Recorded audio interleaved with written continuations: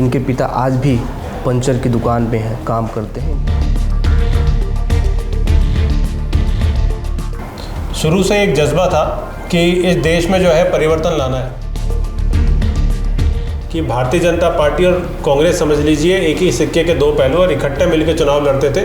देखिए शिवराज सिंह चौहान जी, मैं कहना चाहता हूँ आपके चैनल के माध्यम से,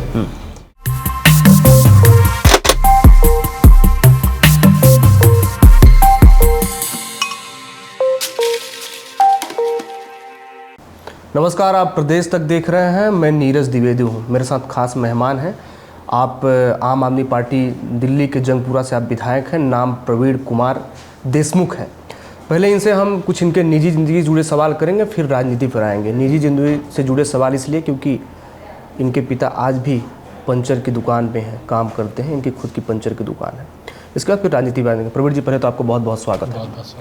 निजी ज़िंदगी सवाल करते, काफ़ी युवा हैं, रहने वाले अब बैतूल के हैं, भोपाल में शिक्षा, फिर दिल्ली कैसे अचानक जाना हुआ, फिर आम आदमी पार्टी से कैसे चुना, फिर विधायक, ये कैसा पूरा सफ़र है, थोड़ा विस्तार से बताएं। देखिए मेरी जो जन्म है वो आठनेर एक छोटा सा गांव है जी, जो बैतूल ज़िले में पड़ता है जी। और वहाँ पे मेरा जन्म हुआ। उसके बाद मेरी पढ़ाई जो है वो भोपाल में हुई। वहाँ से मैंने MBA वगैरह करने के बाद मैं दिल्ली गया नौकरी की तलाश में, और नौकरी जो है वहाँ पे मैंने एयरटेल कंपनी में नौकरी करी। और नौकरी के बाद जो है वहाँ पे अन्ना आंदोलन हो गया। शुरू से एक जज्बा था कि इस देश में जो है परिवर्तन लाना है और इस देश को जो है वो बदलाव की ज़रूरत है, क्योंकि भ्रष्टाचार जो है इस देश पे इस चरम सीमा तक हावी था कि सारा देश जो है वो भ्रष्टाचार की भेंट चढ़ रहा था। ये शुरू से ही मन में ललक थी कि इस तरह के भ्रष्टाचार को रोका जाए। वहीं अन्ना हजारे का मूवमेंट हुआ, उसमें सारे लोग मेरी तरह जो है कई सैकड़ों युवा जो है, हज़ारों युवा जो है उस आंदोलन में शामिल हुए। उसमें से एक मैं भी था। और वहाँ से जो है संगठनात्मक की थोड़ी सी समझ थी, संगठन की थोड़ी समझ थी जी, और किस तरीके से ऑर्गेनाइजेशन बिल्डअप किया जाता है इसकी थोड़ी समझ थी। उसके बाद जो है अरविंद केजरीवाल जी के सानिध्य में दिल्ली का संगठन बनाया और वहाँ से धीरे धीरे करते करते अरविंद केजरीवाल जी ने जंगपुरा विधानसभा से मुझे वहाँ से चुनाव लड़ने का मौका दिया। और मध्य प्रदेश के लोगों का प्यार और उनका आशीर्वाद और उनका संस्कार इतना ज़्यादा था कि वहाँ पे मध्य प्रदेश के लोगों का संस्कार जो है दिल्ली में वहाँ पे जीता। दिल्ली के लोगों ने उसे पसंद किया और यहाँ के संस्कारों को वोट किया और 2 बार जो है वहाँ पे विधायक बनाया। युवा है, जब कोई छोटे शहर से आता, बड़े शहर में जाता, सोचता है कि नौकरी फिर घर, तो अचानक से राजनीति कैसे? आप तो गए थे यहाँ से, भाई नौकरी करेंगे, अपना साधारण ज़िंदगी चलेगा, क्या मतलब राजनीति, लेकिन अचानक से फिर कैसे आपको अन्ना आंदोलन का पता चला, फिर उस मूवमेंट में कैसे आप शामिल हुए? अन्ना हजारे आंदोलन जो है एक देश का बहुत बड़ा आंदोलन उसे कहा जा सकता है, जिसमें जो है हज़ारों की संख्या में लोग जो है रामलीला मैदान पहुँचे। उसमें से एक हम भी थे। और शुरू से ही एक ललक को एक जज्बा था देश में बदलाव लाने के लिए या देश की सेवा करने के लिए जज्बा था। और वो जज्बा जो है, सेवा करने का जज्बा, मुझे अन्ना हजारे के आंदोलन तक, रामलीला मैदान तक, जंतर मंतर तक ले गया। और वहाँ से जो है अरविंद केजरीवाल जी के साथ मिलके, उनके टीम के साथ मिलके वहाँ पर पूरा काम किया। और उसके बाद जो है अरविंद केजरीवाल जी ने मुझे मौका दिया चुनाव लड़ने का भी, और दिल्ली की जनता ने प्यार आशीर्वाद दिया। उसके बाद 2 बार विधायक बन गया। चलिए एक और सवाल करते। पिताजी आपके शायद अभी भी, पहले से भी जब आप विधायक नहीं थे, पढ़ाई करते थे, लगता है कि शायद वो उसी अपने दुकान से, पंचर की दुकान से आपको शिक्षा, उच्च शिक्षा कराई। फिर इसके बाद अभी भी शायद वो आपके विधायक बनने के बाद भी वो काम उन्होंने अपने मूल तक काम पे छोड़े नहीं है। कितनी सच्चाई है इसमें? नहीं, ये बिल्कुल सच बात है। और अभी भी हमारी एक छोटी सी दुकान जो है बोगदापुल में मौजूद है, भोपाल में, जहाँ पिताजी जाते हैं। मैं भी अभी कुछ दिन पहले गया था, तो मैं भी उसी शॉप पे गया। अच्छा, पिताजी भोपाल में ये दुकान है आपकी? हाँ, अच्छा जी। और मैं भी जो है वो कुछ दिन पहले अभी गया था, 1-1.5 महीने पहले। तो मैं भी उसी दुकान पे जो है कई देर बैठा रहा, पिताजी के साथ भी और वहाँ पे और साथियों के साथ भी। तो वहाँ पे जो है ऐसा सेवा भाव जो है वो पिताजी से, परिवार से मुझे मिला है। और ईमानदारी से काम करना, जज्बे के साथ काम करना, लोगों की सेवा करना, ये हमारे जो है शुरू से संस्कार में जो है वो मध्य प्रदेश के हर एक बच्चे के संस्कार में होता है वैसे ये। और वैसे ही संस्कार जो है मुझे मिले और वही संस्कार जो है अभी तक चल रहा है। और लगातार बीजेपी, कांग्रेस वाले जो हैं आम आदमी पार्टी के ऊपर बहुत सारे आरोप लगाते हैं, लेकिन आम आदमी पार्टी जो है ईमानदार तरीके से काम करती आई है और बीजेपी कांग्रेस की गली की हड्डी बनी है। तभी वो परेशान। प्रवीण विधायक बन चुके, कभी उन्होंने अपने पिताजी के पास बैठ के नहीं बोले कि नहीं पापा अब तो मैं विधायक बन गया हूँ आपने आपके इतने मेहनत के बाद तो अब छोड़ दीजिए काम, दूसरा कुछ कीजिए, या फिर काम करने की अब क्या ज़रूरत है, ऐसा कभी नहीं आपने बोला? या फिर उन बोला भी तो उन्होंने क्या कुछ कहा? नहीं देखिए, वो तो मैंने भी कई बार बोला। हाँ।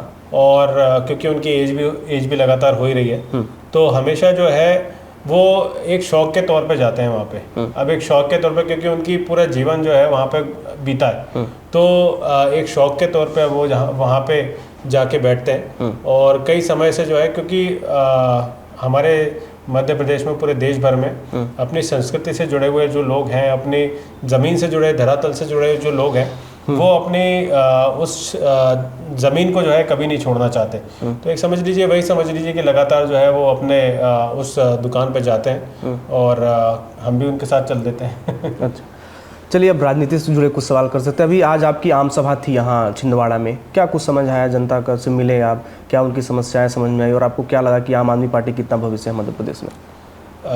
छिंदवाड़ा में आम आदमी पार्टी पूरी ताकत से चुनाव लड़ने जा रही है। और छिंदवाड़ा की और मध्य प्रदेश की बात की जाए तो यहाँ पे अभी तक 2 ही पार्टियां थी, और दोनों पार्टियों में साठगांठ जो है इतनी पैनी साठगांठ थी कि भारतीय जनता पार्टी और कांग्रेस समझ लीजिए एक ही सिक्के के 2 पहलू, और इकट्ठे मिलकर चुनाव लड़ते थे। छिंदवाड़ा में तो बीजेपी के कैंडिडेट जो है वो कमलनाथ जी तय करते थे कि कौन से कैंडिडेट जो है भारतीय जनता पार्टी से उतरेंगे, जिससे जो है कमलनाथ जी को फायदा होगा। ये पूरी तरीके से बीजेपी और कांग्रेस के आपस का खेल था, और वो खेल जो है ज़्यादा दिन तक चल गया, और अब जो है जनता को एक तरीके से ऊब चुकी है उस खेलों से, और जनता को अब समझ में आ गया है कि बीजेपी और कांग्रेस जो है एक ही सिक्के के 2 पहलू हैं। आज तक उनके पास ऑप्शन नहीं था, आज तक जो है कोई विकल्प नहीं था, कोई मजबूत विकल्प नहीं था जो इनसे हट के काम कर रहा हो। आम आदमी पार्टी ने मजबूत विकल्प बनने का काम किया, और जैसे हमने दिल्ली में जो है बीजेपी कांग्रेस को मात देके 3 बार सरकार बनाई, पंजाब में हमने जो है बीजेपी कांग्रेस को मात देके सरकार बनाई, भगवंत मान जी मुख्यमंत्री बने। उसी तरीके से मध्य प्रदेश में भी आम आदमी पार्टी पूरी ताकत से चुनाव लड़ रही है, 230 सीटों पर चुनाव लड़ रही है, और आगे आने वाला समय जो है आम आदमी पार्टी का है। यहाँ पे भारतीय जनता पार्टी कह रही कि 1000 रुपये महिलाओं को लाडली बहना की योजना देंगे। एक दूसरी योजना भी लॉन्च हुई है सीखो और कमाओ युवाओं के लिए। कांग्रेस कह रही 500 रुपये में गैस सिलेंडर देंगे और 1500 रुपये महिलाओं। तो इनके सामने आप कितना टिक पाएंगे? आपके पास क्या विजन रहेगा इन योजनाओं के काट के लिए?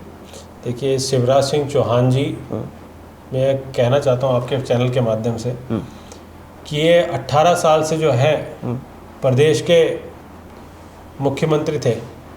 18 साल में इन्हें कोई योजना याद नहीं आई। आम आदमी पार्टी की 25 जून की रैली अनाउंस होती है, जो कि ग्वालियर में होने वाली है। रैली अनाउंस होते ही इनको एकाएक जो है वो सपना आ जाता है, और ये जो है 1000 रुपये महिलाओं को अनाउंस कर देते हैं। उसी तरीके से कांग्रेस पार्टी भी है, प्रियंका गांधी जी, कमलनाथ जी, वो जाके जो है जबलपुर में एक रैली में जाके कह देते हैं कि 1500 रुपये जो है वो महिलाओं के अकाउंट में भेजेंगे। अब ये बीजेपी और कांग्रेस ने पूरी तरीके से मध्य प्रदेश की जनता के वोट खरीदने का काम शुरू कर दिया। लेकिन मैं कहना चाहता हूं कि मध्य प्रदेश की जनता के वोट बिकाऊ नहीं है। एमपी के लोग जो है बहुत स्वाभिमानी है, मध्य प्रदेश के लोग जो है बहुत स्वाभिमानी है। ये इनके हज़ार रुपए में बिकने वाले नहीं है। और बीजेपी और कांग्रेस ने दोनों की सरकार रही। चुनावी साल में इनको याद आ रहा है, चुनाव को महज 6 महीने बच गए, और 6 महीने में इनको याद आ रहा है कि लोगों के अकाउंट में पैसे भेज दिए जाए। जनता पूरी तरीके से समझती है, और ये स्कीम जो है आम आदमी पार्टी की स्कीम है, जो दिल्ली में भी और पंजाब में भी लागू है।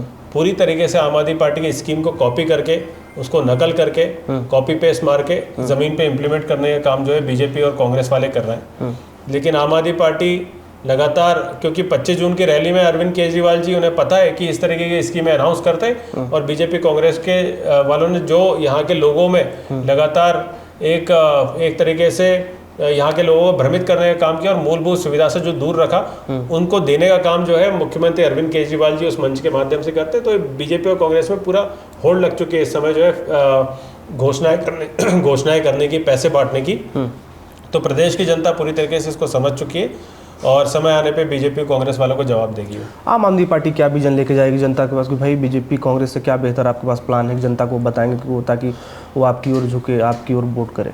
आम आदमी पार्टी के पास दिल्ली में जैसे हमने बिजली, पानी, शिक्षा, स्वास्थ्य पे काम किया, हमने रोजगार पे काम किया, हमने बस यात्रा फ्री करने का काम किया। हमारे पास बहुत सारी ऐसी योजनाएं हैं जो जनता को जो है फ़ायदा पहुंचाने के लिए, मूलभूत सुविधा पहुंचाने के लिए हैं। बीजेपी कांग्रेस वाले कितनी हमारी स्कीमें कॉपी करेंगे, क्योंकि हमारे पास स्कीमों की भरमार है। क्योंकि नकल के लिए भी अकल चाहिए होती है, और बीजेपी वालों में, कांग्रेस वालों में अकल नहीं है, यंग माइंड्स नहीं है उनके पास, नई सोच नहीं है। वही पुराने ढर्रे की पार्टियां हैं, वही पुराने ढर्रे चलती आ रही है। इस देश की जनता को, प्रदेश की जनता को नई सोच वाली पार्टी चाहिए। तभी अरविंद केजरीवाल जी की पार्टी जो है, आम आदमी पार्टी, लगातार आम आदमी पार्टी, हमारी पार्टी लगातार इतने सालों से, महज 10 साल में देश की राष्ट्रीय पार्टी बन गई है। और मुझे लगता है कि बहुत कम समय में आम आदमी पार्टी को ये लक्ष्य हासिल हुआ है, और ये पूरे देश के लोगों का प्यार है, प्रदेश के लोगों का प्यार है। और इसी प्यार के कारण जो है आम आदमी पार्टी मध्य प्रदेश में ताकत से चुनाव लड़ेगी और बीजेपी कांग्रेस को सबक सिखाएगी। अभी आप भ्रमण पे हैं, शायद और कई जगह भ्रमण, क्या आपको समस्या सबसे पहले, मतलब आपको क्या नजर, बेरोजगारी, भ्रष्टाचार और शिक्षा, स्वास्थ्य, इसमें से कौन से सबसे आप प्रमुख टॉपिक रहेगा जिसमें सरकार, मान लीजिए आपकी सरकार बनती है तो किस पे पहला फोकस करना है, भैया ये अगर सरकार बने तो सबसे पहले इसे हमें ख़त्म करना है, इस पर अंकुश लगाना है? 2 बहुत बड़े बड़े काम हैं मध्य प्रदेश में। एक तो शिक्षा और दूसरा स्वास्थ्य। यहाँ पर शिक्षा का इतना बुरी तरीके से, यहाँ पे समझ लीजिए शिक्षा व्यवस्था को पूरी तरह क्रश कर दिया है, ख़त्म कर दिया है, कि यहाँ पे प्राइवेट स्कूल जो है वो नेताओं के हैं, प्राइवेट स्कूल जो है सांसद, विधायक, मंत्री के हैं, या किसी उद्योगपति के हैं। और जो सरकारी स्कूल है उसमें 2-2, 3-3 बच्चे पढ़ रहे हैं छिंदवाड़ा में, तो प्राइमरी स्कूल में। और जो दूसरे स्कूल है, सरकारी स्कूल, हायर सेकेंडरी, उनकी तो और बुरी हालत है, वो खंडर में तब्दील हो गए पूरे मध्य प्रदेश में। कई सारे सरकारी स्कूल जो है मध्य प्रदेश में बंद करने पड़ गए। एक तरफ दिल्ली में जो है सरकारी स्कूल जो है प्राइवेट स्कूल को मात दे रहे हैं, दूसरी तरफ यहाँ पे सरकारी स्कूल में एडमिशन कराना लोगों को अपने आप में हीन भावना और शर्म का एहसास जो है वो कराता है। तो भारतीय जनता पार्टी ने सरकारी स्कूल का ये लेवल बना दिया है कि कोई व्यक्ति जो है उसमें एडमिशन कराना नहीं चाहता, कोई उसमें अपने बच्चों को पढ़ाना नहीं चाहता। और प्राइवेट स्कूल की फीस इतनी ज़्यादा है कि कोई उसको अफोर्ड कर नहीं पाता, तो बहुत मजबूरी में लोग अपने बच्चे जो है प्राइवेट स्कूल में भेजते हैं। आम आदमी पार्टी आएगी, शिक्षा व्यवस्था सुधारेगी ताकि सरकारी स्कूल और बेहतर करे जा सके। हमारे देश में बहुत सारे ऐसे हमारे पहले के लोग जो है IAS, IPS सारे जो है वो सरकारी स्कूल से बन के निकले, पढ़ के निकले, और आज बहुत बहुत बड़ी बड़ी पोस्ट पे बैठे हुए हैं। सरकारी स्कूल, सरकार में ताकत है कि वो सरकारी स्कूल बेहतर किए जा सकते हैं, लेकिन नीयत की कमी है। ये बीजेपी कांग्रेस वाले तो कभी सरकारी स्कूल बेहतर नहीं करने देंगे। आम आदमी पार्टी ज़रूर करेगी। और स्वास्थ्य व्यवस्था के तो ऐसा हाल है कि स्वास्थ्य में जो है, एक आज की खबर है डिंडोरी की, जिसमें एक झोले में एक शिशु जो है वो हॉस्पिटल में मृत घोषित करने के बाद, क्योंकि उसको रेफर कर दिया था जबलपुर, और मृत घोषित होने के बाद उसको झोले में जो है उस बच्चे को उसके पिता ले जा रहे थे।